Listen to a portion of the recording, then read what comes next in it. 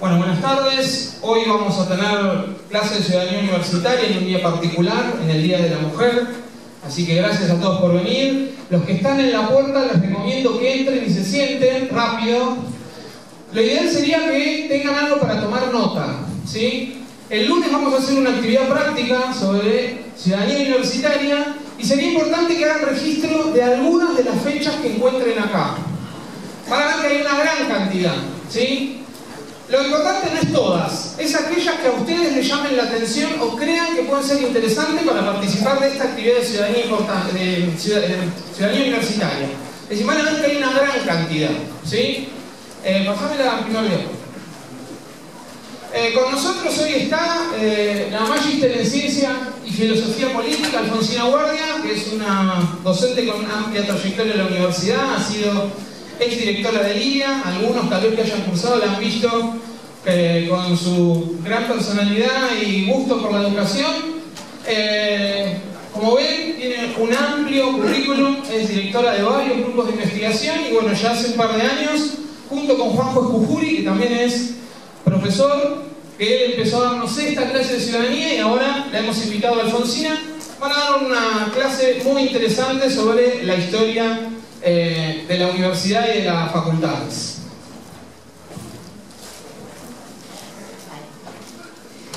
Buenas tardes. Bueno, la idea es que en este encuentro podamos hablar en términos de la historia de la universidad en general, de la Universidad Argentina en particular y algo un poco más específico en relación a nuestra propia universidad. En primer lugar, ahí tienen como hitos fundamentales de los que vamos a estar hablando hoy. Primero, la idea de que la universidad es una construcción histórica. Eso significa que lo que hoy estamos aquí somos todos el resultado de una construcción que llevó mucho tiempo, muchos siglos en algún caso, y en el caso argentino, fundamentalmente un hito que está ahí marcado, que el año pasado cumplió sus primeros 100 años y que marca una diferencia sustancial en la vida de las universidades absolutamente a nivel mundial. En principio tenemos que plantear que la universidad en su origen, la universidad a nivel mundial, y el origen está dado en Europa, puntualmente en la Europa medieval, fue una institución corporativa, que la idea tiene que ver con esto de corporación, de unión de personas que tienen intereses comunes, que les preocupa algo, que les interesa trabajar juntos. Es importante recuperar esta idea del origen de la universidad en los términos de andar juntos por un camino que tiene que ver con el conocimiento, que tiene que ver con la ciencia y que tiene que ver también con cada uno de nosotros formándonos en lo que nos importa. En términos universales, la idea de universal que se plantea acá es la idea que la universidad, cuando surge en Europa, no estaba pensada en la universidad de tal país, de tal lugar, de algo muy particular. La idea era una universidad que podía moverse, que podía interactuar en diferentes territorios. La otra cuestión es evidentemente la científica. Fue pensada desde el vamos en justamente pensar en la ciencia, pensar en el conocimiento, pensar en cómo incorporar nuevas disciplinas, nuevos saberes. Pero hay un hito que es clave. La universidad desde el vamos se plantó ante el resto de la sociedad como autónoma. Se plantó con una idea de una institución que podía estar en una vinculación con el resto de las instituciones de la sociedad, pero que podía darse sus propias reglas, que podía darse sus propias normativas y podía definir al interior de ella misma qué era lo que ahí hacían y cómo lo hacían. En el origen entonces no fue pensado exclusivamente como un centro educativo que implica impartir saberes y a su vez otorgar títulos. No era esa la idea. Era la idea básicamente de una asociación que tenía que ver con personas que les interesaban saber. Y al interesarle ese saber, podían hablar sobre él, trabajar sobre él, pensar cosas para hacer sobre él. De ahí a la cuestión de los títulos y demás, eran pasos que no eran en absoluto pensados. Y en definitiva el saber era clave porque justamente el poder saber sobre algo siempre marca una diferencia. De hecho, acá vemos que están algunos con los celulares grabando, otros están tomando apuntes. Cada uno de ustedes tiene algún saber que ha adquirido para poder hacer eso. ¿Bien? Eso es una construcción que se dio en el tiempo. En un principio, estas organizaciones estaban dedicadas a la teología o a debatir al respecto, porque eran, les dije, un origen medieval, por lo tanto había una fuerte presencia de la religiosidad. Pero hay dos otras áreas que son claves, son derecho y medicina. Y seguramente la última de ellas, la medicina, fue la más cuestionada y la que sufrió desde el vamos por un choque justamente con la cuestión religiosa y un planteo de disputa en relación a los saberes que para, de pronto, la religiosidad rayaba en un terreno que no le correspondía. ¿Qué pasa con la universidad a nivel de América? América, ustedes saben, se incorpora al Imperio Español y es una colonia. El modelo que se toma para las universidades en América Latina, las universidades que van a depender de España, es el modelo de una universidad española que es la Universidad de Salamanca. Esa universidad, como verán, se creó en 1218 y es una de las universidades más antiguas del mundo. Aquí, en América, en la América hispana, entre 1538 y 1812 se crearon 30 universidades. Eso da cuenta de una perspectiva muy fuerte por parte del Estado colonial español y de la Iglesia también de generar estos establecimientos. Había distintos tipos de universidades, mayores o menores, todo dependía de los saberes que se impartían en una o en otra. Por supuesto, en el espíritu de la colonia y en esa alianza en el Estado colonial y la Iglesia, la disciplina más fuerte era la teología. La primera universidad creada en lo que hoy es el territorio argentino y la más antigua por ende de nuestro país es la Universidad de Córdoba. La Universidad de Córdoba inicia su vida, fíjense, a comienzos del siglo XVII. Lean, recién les decía, fijen atención en los años. Bien, nosotros tenemos nuestra primera universidad desde 1613 con el Colegio Máximo y luego a partir de 1623. Ahí aparecen otras fechas donde se indica a quién, digamos, de quién dependía la organización de la Universidad de Córdoba. Primero, y durante muchos siglos, fue una obra dependiente de la Compañía de Jesús. La Compañía de Jesús son los jesuitas, ¿bien? Para que se ubiquen aquellos que no lo saben, jesuita es el actual Papa, ¿bien? El primer jesuita que llegó a ser Papa. Luego vinieron los franciscanos, luego de que España expulsó a los jesuitas por cuestionar el orden político, llegan los franciscanos. Fíjense que ahí se habla de un periodo previo a la Revolución de Mayo en donde fue Universidad Mayor. Le costó mucho a la Universidad de Córdoba, luego del proceso revolucionario, incorporarse y trabajar desde el ámbito de la provincia y obviamente con los poderes centrales. Por eso lo de la adecuación al Estado revolucionario. Y es importante marcar esto de 1854, que tiene que ver con pasar a que la Universidad de Córdoba fue responsabilidad del gobierno nacional. Por lo tanto, a partir de esa fecha, estamos hablando de mediados del siglo XIX, la Universidad de Córdoba pasó a una dependencia total del Estado argentino, a nivel nacional.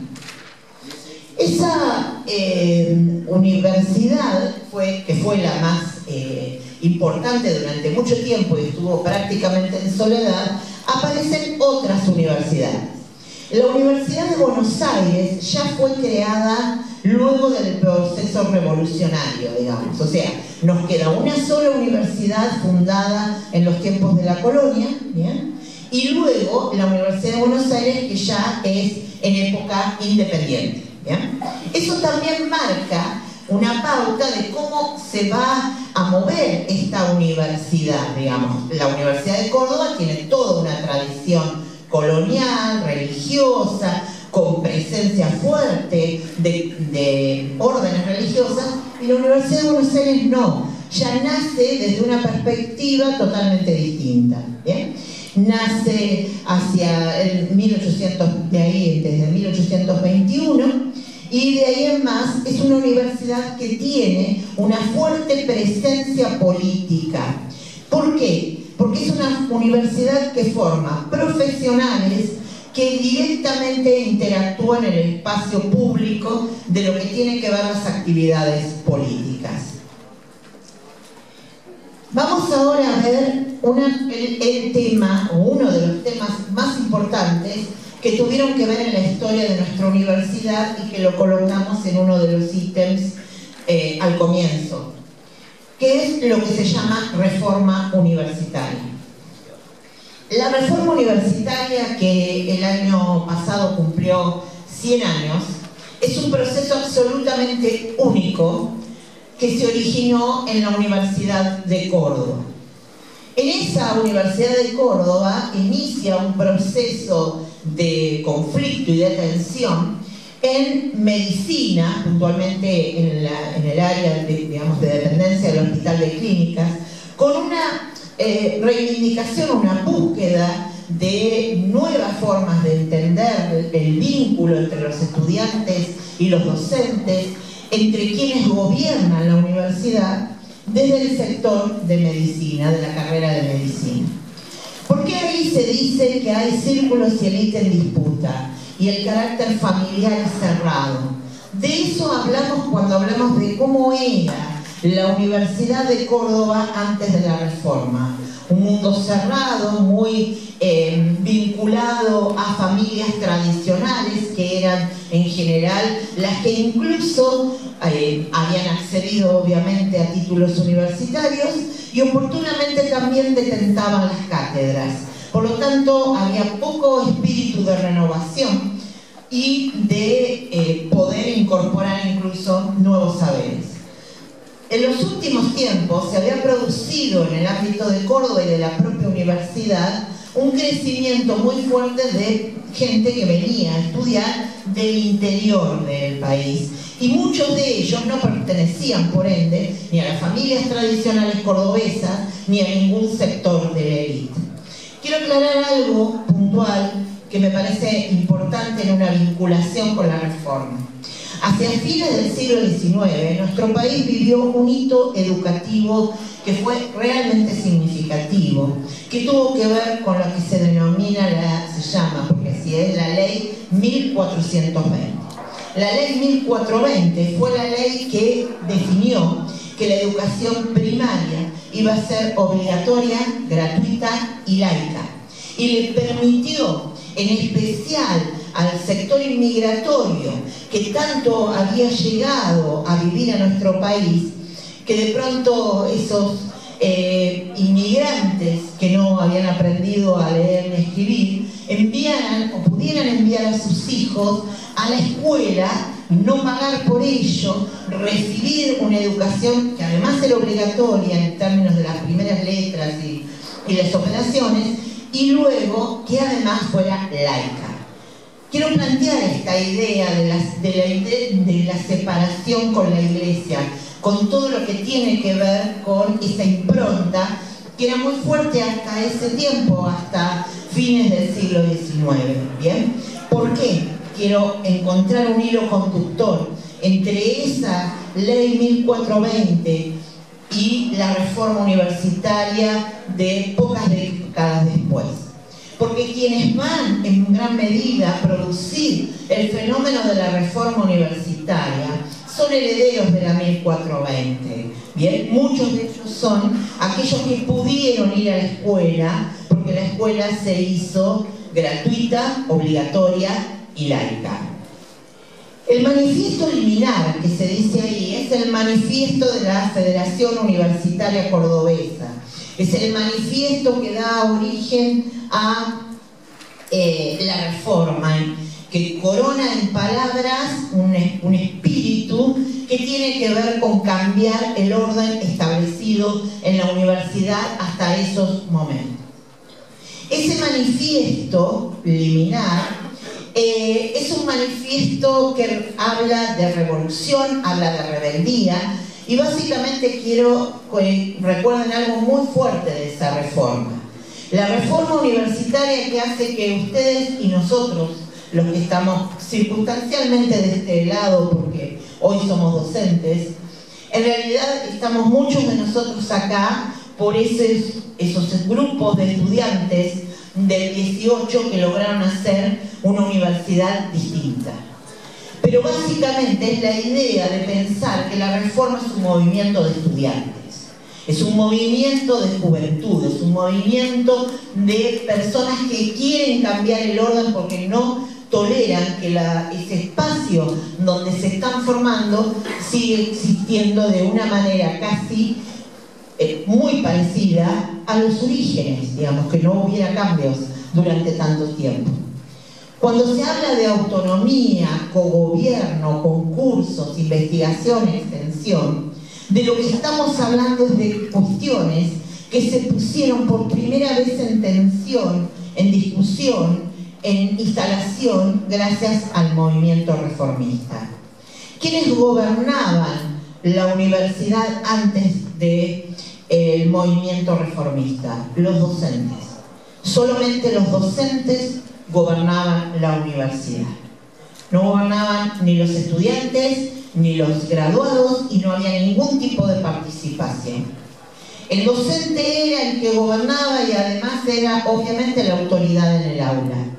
Si toman el manifiesto liminar, hay algunas partes donde la descripción que hacen del cuerpo docente, al que consideran que vive como si fueran dioses del Olimpo alejados, ¿no?, sin contacto con los estudiantes, pero también lo que están planteando es la idea de encontrar una nueva forma de relacionarse con los docentes, que no tuviera que ver con un criterio de autoridad malentendida, en la medida en que solo tuviera que ver con la idea de autoridad porque sé, sino la idea de una construcción de conocimiento conjunta.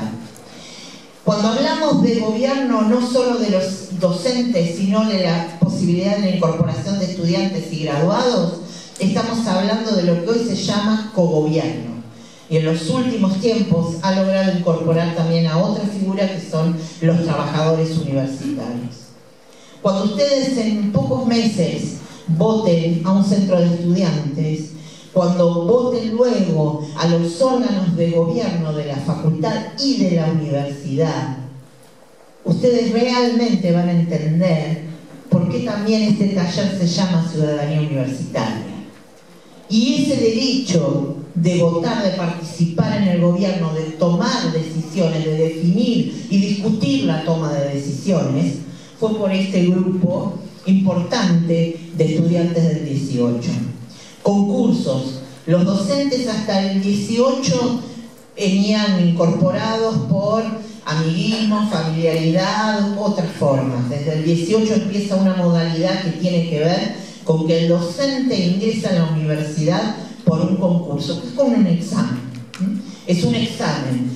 Digamos, los docentes, si hay algo que hacemos, entre otras cuestiones, es evaluar, justamente. ¿Por qué no ser evaluados nosotros, entonces? ¿Por qué no decir que podemos entrar desde ese lugar? ¿Bien? La investigación es clave. ¿Cómo se logra el conocimiento? Se logra incorporar y crecer y poder incorporar otras cosas si no hay investigación. Hasta el 18 la investigación era los libros de siempre, el trabajo de siempre, Y acá empieza un corte muy fuerte que tiene que ver también con una cuestión mundial, pero que indudablemente es clave aquí.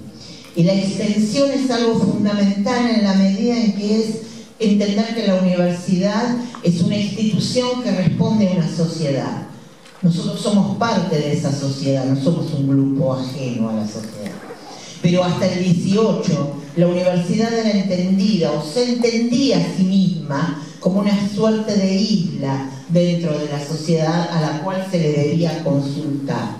En realidad es justamente al revés. Acá tenemos algunos de los ítems que hemos planteado. Los postulados reformistas, estos que hemos dicho, son adoptados por amplios sectores, no solo del estudiantado universitario, sino también de la sociedad, que empieza a ver en el estudiante universitario, en el graduado y en el docente universitario, alguien comprometido con la vida de la sociedad. Se inician las reformas de los estatutos y obviamente la vida política que hace a la vida de la universidad tiene una impronta muy marcada en la definición que hace el gobierno de esos momentos, puntualmente el de Hipólito Yrigoyen, era la presidencia de él, que toma estos principios y los incorpora fuertemente a la vida del resto de las universidades argentinas. Por lo tanto, a partir de allí, la Universidad Argentina empieza a vivir estas cuestiones que hoy para nosotros son cotidianas. Bien, después vamos a ver que no siempre fue lo cotidiano. ¿Cuáles son las consecuencias fundamentales? Miren, 1906, o sea, antes de la reforma, había alrededor de 1942 estudiantes. 2 años después, 12.116. La idea es que evidentemente la reforma fue el puntapié clave para decir, bueno, ahora hay una nueva universidad, ahora quizás puedo estudiar, ahora quizás puedo encontrar un camino en ese lugar. Los cambios evidentemente fueron la autonomía independiente del poder político, cogobernada, como lo hemos hablado, con los concursos, como hemos mencionado, la idea de que a la docencia se llega por un concurso que supone que evidentemente el que lo gana es el que es mejor entre el resto. Cátedras paralelas. Cátedras paralelas significa que no siempre podemos pensar lo mismo, y está bien porque no pensamos lo mismo. ¿Bien? Y la universidad antes tenía una cátedra exclusiva como oferta, digamos, una cátedra X, cualquiera de cualquier facultad, y en esa exclusivamente había una voz. ¿Qué pasa cuando hay alternativas distintas en el pensamiento? No me acuerdo si Lea dijo, pero bueno, yo estoy a cargo de una cátedra, la cátedra B de una unidad académica. Eso implica que hay una cátedra A. Y cada uno de nosotros tiene programas diferentes. ¿Por qué? Hay puntos en común y hay otros que no, porque no pensamos lo mismo y está bien, porque la universidad está para pensar diferente y se crece desde la diferencia. Pero hasta el 18 esa perspectiva no estaba. Periodicidad. No somos eternos en las cátedras, como era antes del 18, ¿no? Se adquiría un cargo, se permanecía ahí casi como un... Y en algunos casos hasta podía ser hasta hereditaria, porque seguían a nivel familiar. Hoy no es, porque obviamente la cuestión de los concursos hace que eso no se pueda realizar.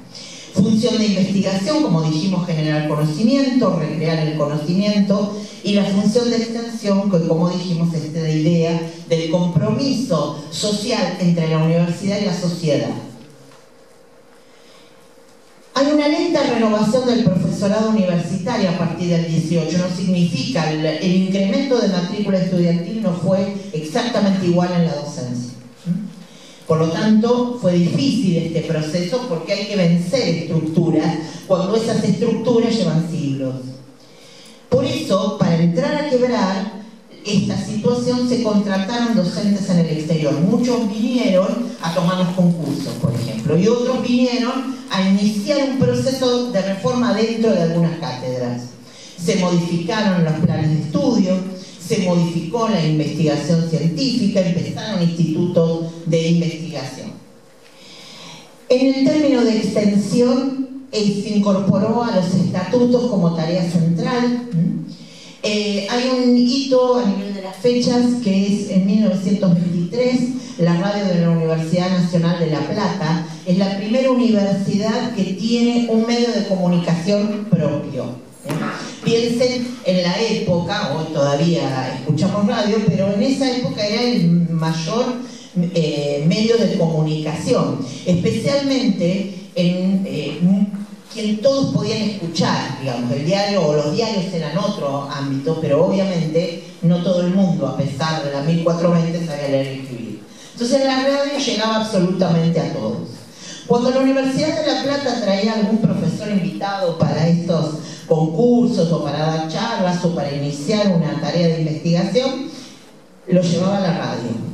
Y entonces alguna eminencia mundial podía estar hablando en la radio mientras una mujer, hoy que es el Día de la Mujer, que generalmente no entraba a la universidad por muchas razones, no porque no quisiera justamente, pero que no entrara y tenía que vivir, digamos, en su casa y preparaba, hacía sus tareas domésticas y ponía la radio y escuchaba la conferencia que había escuchado un estudiante en la universidad, y quizás ella nunca iba a ir a la universidad. Pero lo cierto es que la radio le permitía adquirir una fuente de conocimiento sobre lo que estaba pasando en la propia universidad. En el caso de la Universidad Nacional de Tucumán, la educación popular se hizo a través de la extensión universitaria. Tucumán fue muy fuerte en este sentido, fue una de las primeras universidades que tuvo esta idea de educación popular. ¿Qué significaba? No era para gente que tuviera estudios, que pudieran hacer estudios en una carrera universitaria, sino en oficios. ¿Bien? Lo que sí les daba era una certificación de los mismos que obviamente era muy valiosa, ¿no? En el sentido de la vinculación con el mundo del trabajo.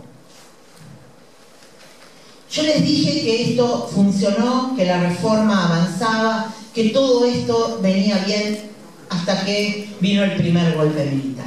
Y cada golpe militar, que en nuestro país tuvimos varios, implicaron golpe, toma del poder, reestructuración de muchísimas cosas y finalmente en los últimos seguramente las peores cuestiones que hemos podido pensar. Cada golpe militar, 1930, 1943, 1955, 1966 y 1976 quebró todos estos principios que nosotros hemos mencionado. La reforma, cada vez que un golpe militar se producía, ahí se terminaba. De hecho, si alguna vez leen el manifiesto, digamos la proclama, perdón, de la Revolución de 1930, aduce como una de las causas por las cuales ellos han definido tomar el poder lo que denominan anarquía universitaria. La anarquía universitaria es la reforma. Lo que para ellos era esta revolución de gente que provenía de otros sectores sociales, que podía acceder a una cátedra o podía acceder a estudiar, eso era anárquico. Para nosotros eso era reformista. Todos los golpes entonces colocaron tensiones en distintas áreas. La extensión dejó de existir porque era revolucionaria, los concursos no, porque no sea cosa que lleguen gente que piense distinto. Las votaciones, las elecciones de autoridades, olvídense, si no había democracia afuera, menos iba a haber acá adentro. Entonces cada golpe militar quebró sistemáticamente todos los principios de la reforma universitaria.